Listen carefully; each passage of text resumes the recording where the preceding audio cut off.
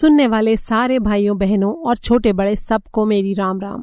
अगर आप पूजा पाठ की कोई किताब या पूजा का कोई अन्य सामान खरीदना चाहते हैं तो नीचे डिस्क्रिप्शन में दिए हुए लिंक पर जाकर वहां से खरीद सकते हैं। अगर आपने मेरे चैनल को अभी तक सब्सक्राइब नहीं किया है तो प्लीज इसे सब्सक्राइब करें और वीडियो को ज्यादा से ज्यादा लोगों के साथ शेयर करें ताकि वे भी इससे पुण्य लाभ उठा सकें।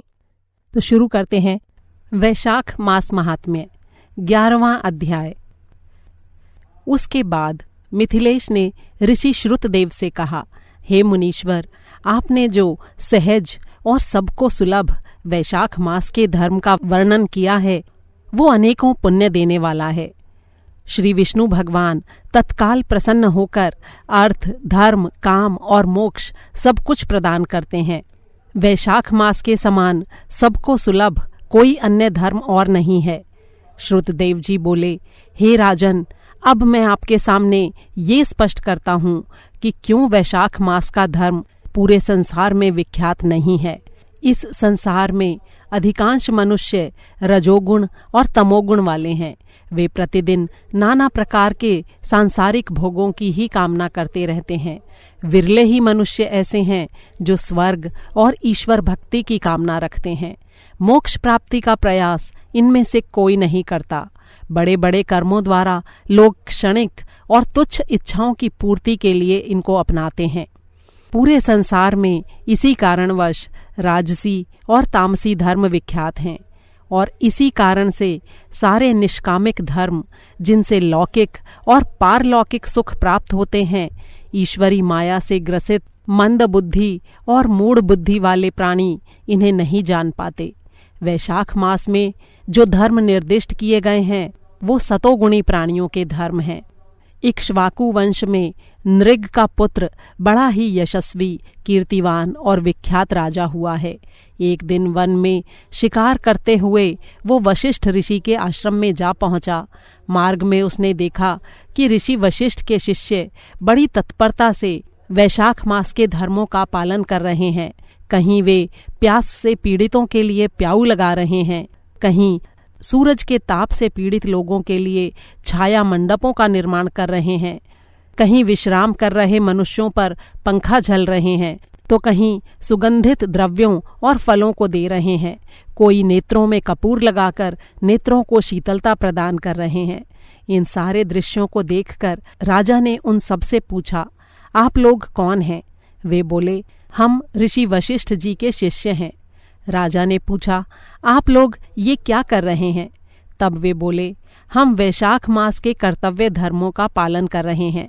इनके पालन करने से धर्म, अर्थ, काम और मोक्ष प्राप्त होता है। ये सुनकर राजा ने फिर से पूछा, इन धर्मों के पालन करने से क्या क्या पुण्य फल प्राप्त होता है और कौन से देवता प्रसन्न होते हैं? इस विषय में आपको जो कुछ ज्ञान है और जो जानकारी आपके पास है वो सब आप मुझसे कहने की कृपा करें। तब शिष्य बोले, हे राजन, हम अपने गुरुवर के आदेश से इन पुण्य कर्मों का पालन करते हैं। आप इस विषय में सारी बातें हमारे गुरुदेव से जाकर पूछें। शिष्यों की बात सुनकर राजा महर्षि से मिलने उनके आश्रम पहुंचा। अपने आश्रम में उन्हें आया देख वशिष्ठ जी बेहद प्रसन्न हुए।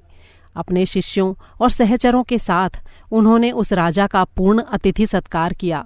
ऋषि द्वारा दिए गए आसन पर विराजमान होकर राजा ने गुरुवर से प्रश्न किया, हे गुरुवर, मार्ग में मैंने बड़ा ही आश्चर्यजनक सुखद दृश्य देखा। आपके शिष्यगण अनेकों प्रकार के शुभ कर्म करने में लगे हुए हैं। जब मैंने उनसे इस बारे में जिज्ञासा प्रकट की तो वे सब कहने लगे कि हम इन धर्मों का पालन गुरु की आज्ञा से करते हैं। इस प्रशंसनीय धर्म के विषय में सब कुछ बताने का हमारे पास अवकाश नहीं है। सारा विवरण जानने के लिए आप हमारे गुरु के पास जाइए। इसीलिए मैं आपके पास आया हूँ। हे प्रभो, आप सारे ज्ञान के अधिकारी हैं और इन धर्मों का पालन कर चुके हैं। इन्हीं धर्मों को सुनने की मेरी बड़ी तीव्र इच्छा है। हे गुरुवर, मैं आपका शिष्य आपको प्रणाम करता हूँ। इस प्रकार इक्ष्वाकु वंशी राजा ने वशिष्ठ जी से निवेदन किया। राजा के निवेदन से प्रसन्न होकर वशिष्ठ जी राजा से बोले, हे राजन, आपकी बुद्धि बड़ी ही धर्म का पालन करने वाली और सुसंस्कृत है। मैं आपको वैशाख मास के बारे में जो भी मैं जानता हूँ वो बताता हूँ। इस पवित्र वैशाख मास में जो प्रातःकाल स्नान करता है वो श्री मधुसूदन भगवान को अत्यंत प्रिय हो जाता है। यदि किसी ने अन्य प्रकार के सारे धर्मों का पालन किया हो लेकिन वैशाख मास की उपेक्षा की हो तो वो प्राणी चाहे जितने धर्म कर्म करे, हरि भगवान उससे विमुख ही बने रहते हैं। जिसने इस पवित्र मास को बिना स्नान और बिना दान के व्यर्थ ही गंवा दिया तो इस कर्म से वो चांडाल योनि को प्राप्त होता है। इस वैशाख मास में जिसने भक्ति भाव से हरि भगवान की प्रार्थना की है उससे हरि भगवान प्रसन्न होते हैं और उसकी सारी कामनाओं को पूर्ण करते हैं। लक्ष्मीश्वर भगवान जगन्नाथ सारे पापों को नष्ट करने वाले हैं। थोड़ी मात्रा में ही धर्म का पालन करने से वे प्रसन्न हो जाते हैं। भक्ति भाव सहित विष्णु भगवान की पूजा सारी कामनाओं को पूरा करती है। हे राजन, इसी कामना से भगवान मधुसूदन में सदैव भक्ति रखनी चाहिए। भगवान जगन्नाथ की मात्र जल से ही पूजा करने पर वे इस प्रकार प्रसन्न हो जाते हैं जैसे प्यास से व्याकुल मनुष्य शीतल और सुगंधित जल प्राप्त होने पर होता है। बड़े बड़े धार्मिक कृत्यों के करने से थोड़ी मात्रा में धर्म फल प्राप्त होते हैं, लेकिन वैशाख मास में छोटे छोटे धार्मिक कर्म करने से बड़ा भारी पुण्य मिलता है। इसलिए हे राजन, तुम अपने राज्य में जो भी वैशाख मास के धर्म का पालन न करे उसे दंडित करो। इस प्रकार समस्त शास्त्रोक्त विधानों को स्पष्ट करके मैंने इन सारे धर्मों को तुम्हारे सामने स्पष्ट किया है। तब ऋषि को प्रणाम करके राजा अपने राज्य में चला आया और उसने सारे राज्य में मुनादी करवा दी कि सारे प्रजाजन 8 वर्ष की आयु से लेकर 80 वर्ष के वृद्ध तक अनिवार्य रूप से वैशाख मास में मेष की संक्रांति पर प्रातःकाल स्नान करें और दान धर्म का पालन करें। जो कोई भी इस आज्ञा को नहीं मानेगा उसे मैं दंडित करूंगा। इसलिए हे प्रजाजनों, वैशाख मास में सूर्य उगने से पहले शय्या त्याग कर स्नान करो और अपने ब्राह्मणों को दान दो। अपनी सामर्थ्य के अनुसार प्याऊ लगवाओ और अन्य धार्मिक कृत्यों का पालन करो। राजा ने अपने राज्य के प्रत्येक गांव में एक एक ब्राह्मण इस काम के लिए नियुक्त कर दिया और प्रत्येक 5 ग्राम के समूहों पर एक एक धर्माधिकारी नियुक्त कर दिया। धर्म से विमुख रहने वाले लोगों को दंड देने के लिए उसने 10-10 सवारों का एक दल नियुक्त किया। इस प्रकार उस राजा के शासन में ये धर्म का पेड़ सारे देशों में विस्तार के साथ फैलने लगा। इस प्रकार उस धर्मात्मा राजा की सारी प्रजा भी धर्म मार्ग का अनुसरण करने लगी। अब राजा के राज्य में जो भी मनुष्य मृत्यु को प्राप्त होते थे उन्हें सीधे श्री विष्णु लोक प्राप्त होने लगा। जो कोई भी किसी भी निमित्तवश मेष की संक्रांति को प्रातःकाल स्नान कर लेता था वो सारे पापों से मुक्त होकर सीधे श्री विष्णु लोक को जाता था। जो मनुष्य वैशाख मास में एक बार भी स्नान कर लेता है वो यम के पाश से मुक्त हो जाता है और यमलोक नहीं जाता है। उस पुण्यात्मा राजा ने अपने पुण्य प्रताप से यम के लेखों को समाप्त कर दिया। चित्रगुप्त को प्राणियों के पाप कर्म का लेखा जोखा करने का कोई काम ही शेष नहीं रह गया। इस प्रकार उस सूर्यवंशी राजा के इस धर्मोत्थान अभियान ने सारे नरकों को सारे पापी प्राणियों से रहित कर दिया।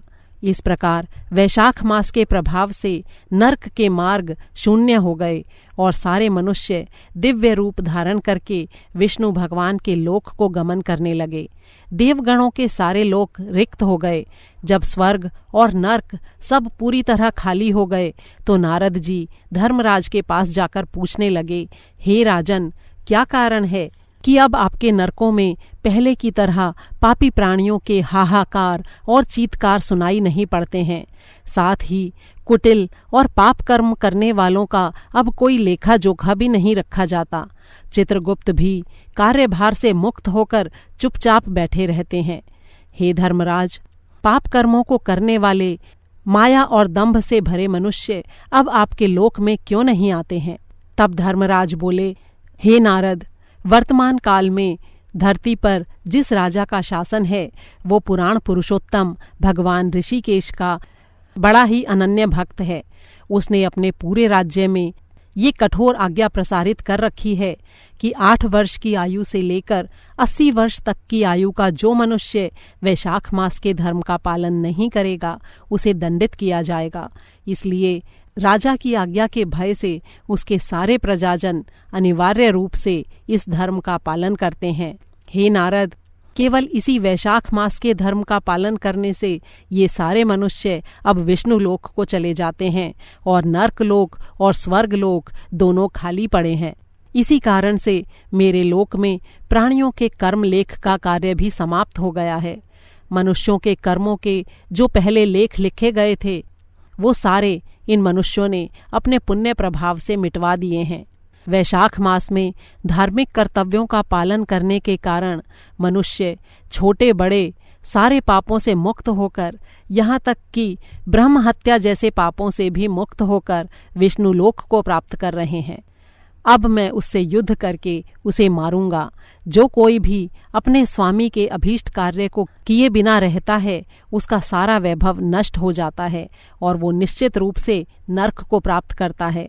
यदि वो युद्ध में मेरे द्वारा नहीं मरेगा तो मैं सारी स्थिति का ब्रह्मा जी से निवेदन करके इस समस्या का समाधान करूंगा। इस प्रकार नारद जी से मंत्रणा करके और अपने अनुचरों को साथ लेकर भैंसे पर सवार होकर कालदंड हाथ में लेकर यमराज धरती पर आए। उनके साथ उनके 50 करोड़ यमदूत भी थे। शीघ्र ही वे उस सूर्यवंशी राजा के राज्य को घेर कर शंखनाद करने लगे। यमराज के इस कार्य से सारे लोकों में भय छा गया।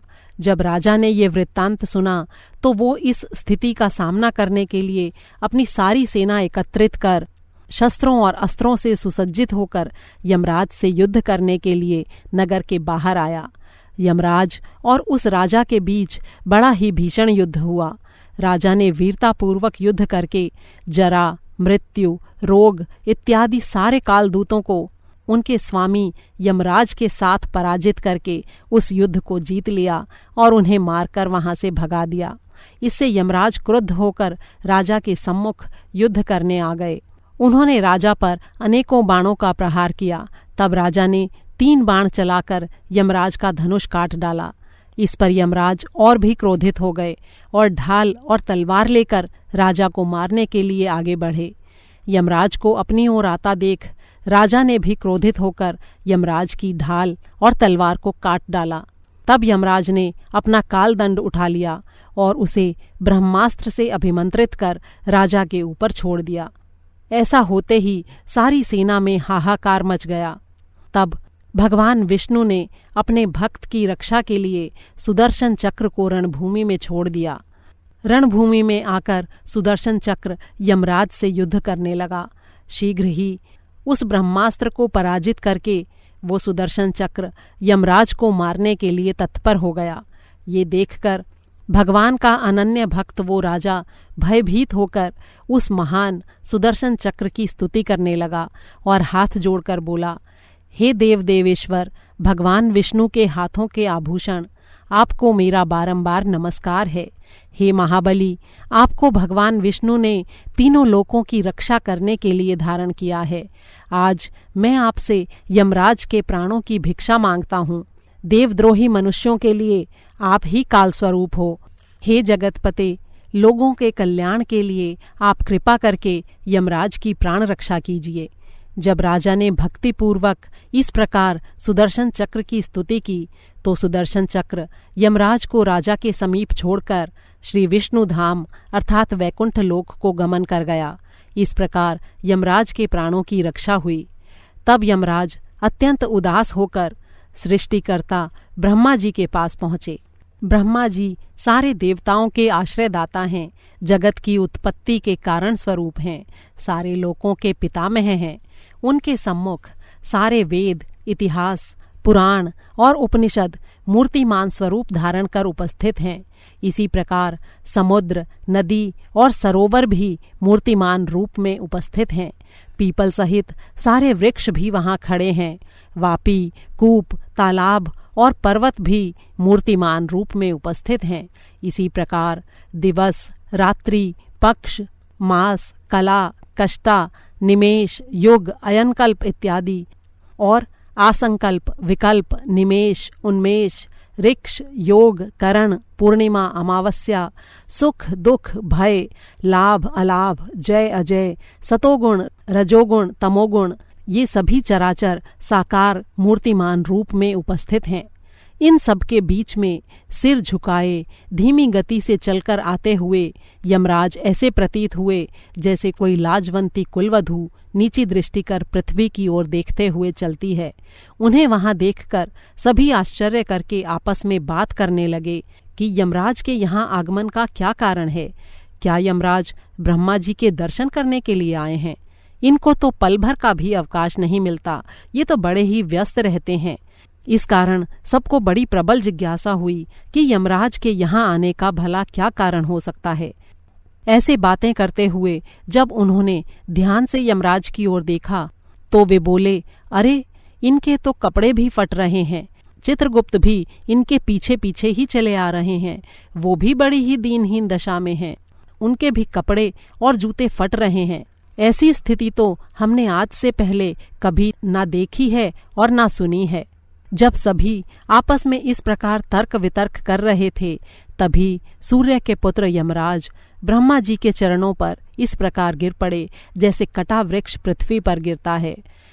बड़े ही दुखी स्वर में त्राहिमाम त्राहिमाम कहकर यमराज रोने लगे। हे देवेश्वर, मेरी मर्यादा नष्ट हो गई, मेरी प्रतिष्ठा भंग हो गई है, मुझे मारा पीटा गया है और मेरी ऐसी दुर्दशा कर दी गई है। हे कमलासन, आपके रहते हुए मेरा ये हाल हुआ है, मेरी रक्षा कीजिए। इस प्रकार विलाप करते हुए यमराज मूर्छित होकर पृथ्वी पर गिर पड़े। सारी सभा में भारी हाहाकार और कोलाहल मच गया। जो सबका भक्षण करने वाले हैं और जो विकराल कराल काल हैं, उन्हें यमराज की ऐसी दुर्दशा किसने की है और उन्हें ऐसे विलाप करने पर मजबूर किसने किया है। तभी पवन ने ब्रह्मा जी के परामर्श पर सबकी वाणी अवरुद्ध कर दी और सबको एक ओर अलग करके यमराज को अपनी विशाल भुजाओं में उठा लिया। सारे संसार में विचरण करने वाले पवन देव बड़े ही उदार हृदय के हैं। यमराज दुखी होकर बड़े ही व्याकुल हो रहे थे। उन्हें एक आसन पर बैठाकर ब्रह्मा जी उनसे पूछने लगे, हे यमराज, आपका ये हाल किसने किया है?